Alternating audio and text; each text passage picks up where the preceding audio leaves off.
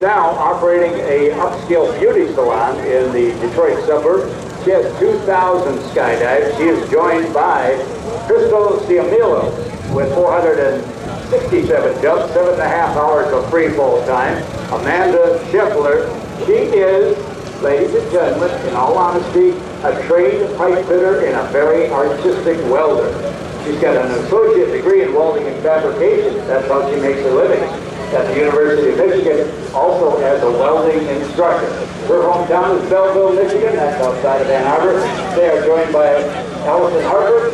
Okay, they are out. Allison has 400 jumps, 13 hours of free fall time, an Arizona State skydiving record, a PhD from University of Toledo, a BS and an MS from Kansas State University, and Allison Harper's hometown is North Kingston, Rhode Island.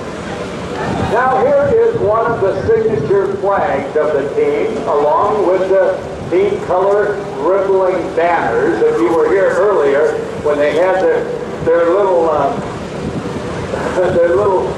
challenge with Mother Nature with low ceilings, they couldn't jump, they landed, they were going to taxi in, then they spun them around, took them off again, and Mother Nature said, okay, you have told me I am the boss. Now I have decided that you can go off and skydive. So they were part of the beginning of our show. Now, if you weren't here before, I explained to you some of the golden nights about these Ram Air canopies. They are relatively new as compared to the old round chutes the military used, and sometimes still use. These are very precision square Ram Air canopies. The panels, through forward speed, billow out. They form an airfoil, just like the airfoil of an airplane, and they provide lift and great directional control. So much so, you can often see experienced skydivers actually sitting on the top of the canopy of the skydiver below them. They do canopy stacks like that, which are extremely safe. You do that with an old brown chute, you might collapse your colleague's chute and it could be disaster. But here, they do things they could never do before. And you talk about accuracy, well, it's got a forward speed of 0 up to about 26 miles per hour or so. In the descent now, they're probably doing about 22 miles per hour. And because of the shape, you can exit an airplane from altitude as high as 13,500 feet, do a bit of free fall where you reach terminal velocity of 120 miles an hour, deploy the ripcord, and then hit a target on the ground, no bigger than a pie jet. So it is the accuracy that makes these so sought after, and the ability to do things never thought possible with parachutes. The Misty Blues, the colors pink and blue, and there is the big yellow happy face. Now get a load of the square foot of that yellow message board in relation to the canopy. It is weighted at the bottom, and some people say it creates a lot of drag and descent. But on hot days, the skydivers will actually stay in the air longer with those big banners.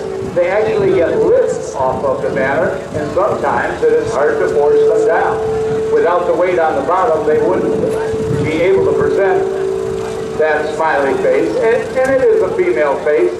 And smile for the Misty Blues. Let's bring the first jumper in with a big round of applause. You are a great audience. Watch the hands, watch the arms. That's the braking, and a beautiful 1 foot tiptoe stand-up landing. Now, on the second pass from Mark's Academy, we have 3 of the other teammates, 2 high, 1 down low, setting up for that traffic pattern.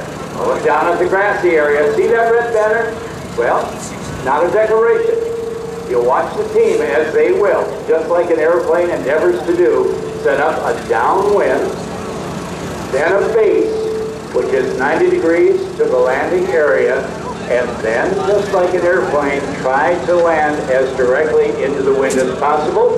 That does 2 things. It slows down the canopy, it allows for pinpoint accuracy, and it keeps you from being drugged. The rippling banner that reflects the sun and provides animation for the team. That is a patented device the team put together. Last night they did a night show under cover of darkness with their uniforms glowing in the dark. It was absolutely fantastic. And another slide into second base. Now, here come the remaining two of the Misty Blues all-female skydiving team, much in demand around North America and around the world. And get a load at the multicolor rainbow banner, also designed to ripple. That's not an accident. That's what they put in there. Changing colors as the sun affects it in a different way.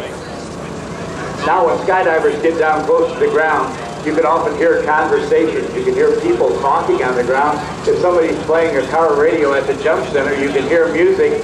So let's get fired up, Hampton Road, you great spectators. Let's start shouting. Let's get loud. Yell them in. Whistle if you want. Scream and shout. Knock yourself out. It's your air show. Let's bring them in with a lot of banter, with a lot of screaming, with a lot of whistling. Ray jumped that rainbow banner, she jumps it, and a beautiful stand-up landing, and our last jumper coming down with all the pressure of her teammates, and another safe landing. All right, our jumpers are safely on the ground. Now, ladies and gentlemen, we have about 7 minutes or so before we're going to turn it over to the Thunderbird.